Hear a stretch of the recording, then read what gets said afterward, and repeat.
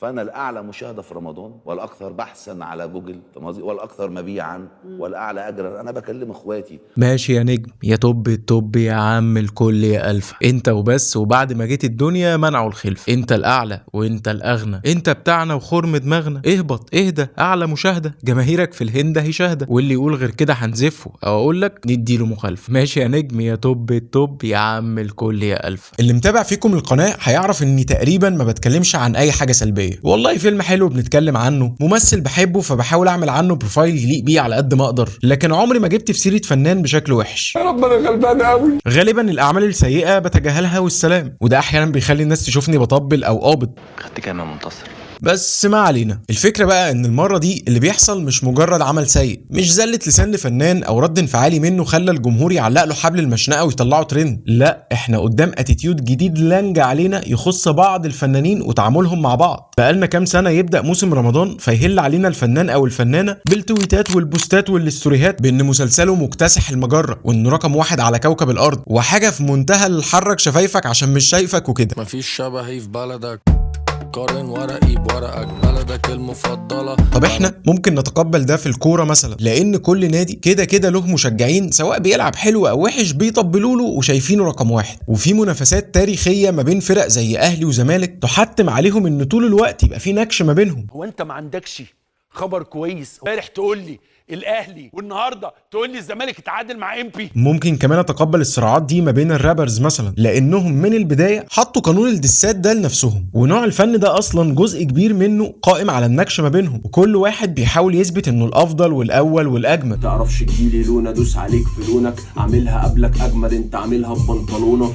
لكن انت يا ابراهيم انت مش مضطر تعمل كده. نوع الفن اللي انت بتمارسه عمرنا ما شفنا فيه ده، لجان الكترونيه وتلقيح ومعايره، وفي الاخر انت مخيش اصلا وفاكر نفسك رقم 1. والمفاجاه بقى ان نوعيه اعمالك دي هتتنسي ومحدش هيفتكرها. سيمبا انا خاب املي فيك. طبعا انا عندي وجهة نظر في الظاهرة دي واقدر اقول ايه السبب فيها، او بمعنى اصح مين السبب فيها، وعلشان كده انا عامل الفيديو ده. بس خلوني الاول اعرفهم غلطهم. انا مش هكلمه، انا هفهمه غلطه بس. تفتكر يا رقم 1 منك له لها الجمهور اللي لسه فاكر نفيسة وبهيرة وسنية ونظيرة ولاد فاطمة كشري وعبد الغفور البرعي، وحتى الشخصيات الفرعية زي سيد كشري وفتحية وابنهم خضير، ولسه حافظين مونولوجات لشخصية حقيقية من لحم ودم زي ابراهيم سردينة. بنتكلم في مسلسل عدى عليه تقريبا 30 سنة والناس لسه فاكراه وعندها استعداد تتفرج عليه لحد النهاردة، مع ان لا في حد قال لهم اتفرجوا ده مسلسل الشارع ولا فرضوا عليهم بأي شكل من الاشكال. تفتكر انت بقى هتعرف تشتغلهم بكلمتين انك رقم 1 ولا تفرض عليهم بالعافية اعمالك اللي كلها شبه بعض دي؟ الحق ايه ده؟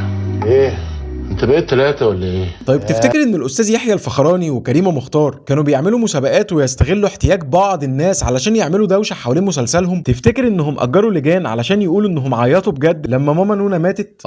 بمناسبه حماده عز وماما نونا، تعرف ان يوسف معاطي مؤلف المسلسل في الاصل كان بيكتب فكره المسلسل عشان شخصيه ماما نونا؟ يعني فكره المسلسل الاساسيه كانت قائمه على الام مش حماده عزه، وانه هو بيكتب مشهد موتها انهار من العياط لان ما كانش موتها اصلا في الحسبان، لكن اضطر انه يكتب مشهد موتها ده علشان يؤدي لتحول شخصيه حماده عزه. يا ترى في حد من اللي بيشوفوا الفيديو ده دلوقتي من الشرفاء اللي شافوا المسلسل وشافوا مشهد موت ماما نونا وشاركوني العياط عليها؟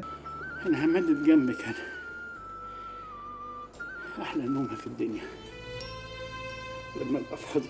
المهم ان كل ده يا فنان كان حاصل من غير اي نوع من انواع التحايل على الجمهور، وبالمناسبه مش لازم تكون هي الاغلى في السوق. يعني عندك مثلا عادل امام، تفتكر انه كان بيطل علينا مسعورا ويقول لنا انا الاعلى اجر في مصر علشان نقتنع انه جامد زحليقه ونتفرج على مسلسلاته، رغم ان انا وانت عارفين انه الاعلى اجر وبفرق كبير عن اي فنان تاني، ومع ذلك محدش فينا مهتم. احنا بنتفرج علشان واثقين اننا هنشوف منتج كويس يستاهل وقتنا. ما يشغلنيش انا كمتفرج الفنان بياخد كام وبيصرف فلوسه في ايه. بمناسبه مسلسلات عادل امام، تعرف ان من جبروته قبل تصوير مسلسل فرقه ناجي عطا الله اللي كسر الدنيا في وقته، واللي بالمناسبه كان هيتعمل فيلم مش مسلسل، وكانوا مرشحين لمشاركه عادل امام كريم عبد العزيز واحمد السقا، طلع عادل امام في لقاء مع عمرو الليثي وحرق مضمون المسلسل تقريبا. فبيروح يسرق بنك، هو اساسا كان بيشتغل في اسرائيل، خد 5 عيال من مصر سرقوا بنك في اسرائيل ودخلوا البنك وخدوا الفلوس، مستنياهم هند صبري من المقاومه، جريوا على حدود لبنان، جبل لبنان كله طبعا ضباب من فوق وبتاع، واللي كان هيقع واللي كان هيروح واللي كان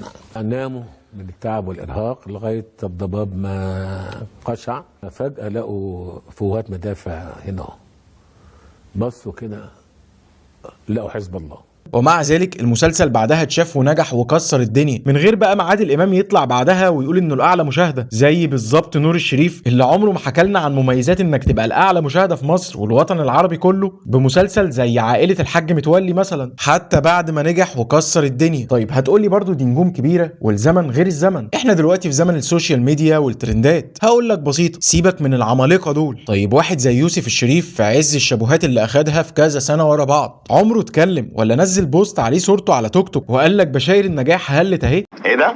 طب بلاش. نيلي كريم رغم نجاحها الكبير في الدراما لسنين كتير متتاليه، ومنى زكي اللي عملت مسلسلات بفخامه تحت الوصايه ولعبه نيوتن، عمرك شفتهم مخصمين مع بعض وطلعوا يشرشحوا لبعض علشان يعملوا زحمه حوالين مسلسلاتهم؟ هو بصراحه مفيش غير الكوين غادة عبد الرازق اللي كانت بتعمل قلق، بس دي كانت بتشوط على طول ما بتهوش. طيب محمد سامي، هل تم الاعتداء عليك نعم ام لا؟ نعم. طيب يا عم هاشم اللي هو انا يعني، مين بقى السبب في اللي بيحصل ده؟ مش ملاحظ ان في واحد بس من الناجحين جدا في الدراما المصريه، ويمكن يكون هو الانجح بمعظم اعماله اخر 12 سنه تحديدا، ومع ذلك ما جبتش سيرته لحد دلوقتي؟ واحد من اللي كرروا النجاحات الكبيره اللي بجد، حاجه من ريحه المسلسلات اللي الشوارع بتفضى علشان المسلسل بدا، النجاح الشعبي الكاسح حرفيا، واللي مش محتاج لدلائل كتير على نجاحه اكتر من ان كل اللي حواليك بيتفرجوا على احداثه وبيتكلموا في اللي حصل بعدها، ولا ماتشات الكوره. ونجاح بيتكرر اكتر من مره كمان، مش مجرد نجاح مسلسل واحد بالصدفه، لا ده نجاح شبه دائم تقريبا طول ما هو موجود بمسلسل في رمضان. قول لي يا عصام، الفرق بين الراجل والمرأة غير الفرق اللي كل الناس عارفاه. محمد رمضان اللي انا دايما ببعد عن اني اتكلم عنه لاني مش واحد من جمهوره ونوعيه اعماله مش المفضله بالنسبه لي، لكن في نفس الوقت ما اقدرش انكر انه الانجح في جيله والاجيال اللي بعده على مستوى الدراما التلفزيونيه. اهو محمد رمضان في رايي هو السبب في الموضه اللي بقالها كام سنه بين بعض الممثلين بانهم دايما عايزين يقولوها. وباختصار رمضان في وقت من الاوقات قرر انه يغني، مش رمضان يعني محمد رمضان. المهم من ضمن اغانيه كانت اغنيه نمبر 1 اللي هو بيقول انه غناها بسبب انه اتظلم وما كانش فيه اعتراف بان مسلسله الاسطوره هو الاعلى مشاهده. حقق نجاح قوي جدا في الشارع ومع ذلك بيقولوا انه مش الاعلى نسبه مشاهده. الفكره بقى ان الاغنيه بتكسر الدنيا، بتتخطى ال 200 مليون مشاهده على اليوتيوب بس. وطبعا محمد رمضان لانه ذكي جدا استغل نجاح الاغنيه وبنى لنفسه بيرسونا قائمه على انه نمبر 1، ومن ساعتها نقاد تعترض وفنانين تشجب ومذيعين يتريقوا، وفي نفس الوقت فنانين تصيبهم العدوى ومن غير ما يشعروا يتعاملوا بنفس الاتيتيود، وكلهم بقوا عايزين يبقوا. ارجع واقول لك زي اي حاجه ان رايي ده يحتمل الصواب او الخطا، يمكن يكون هو السبب او جزء من اسباب كتير. مستني رايك انت بقى، ويلا بينا نتناقش في التعليقات زي كل حلقه. واعمل لايك علشان الحلقه تبقى الاعلى مشاهده في اليوتيوب النهارده، وربنا يبعت لك ايام حلوه ايا كان مكانك على وجه الارض.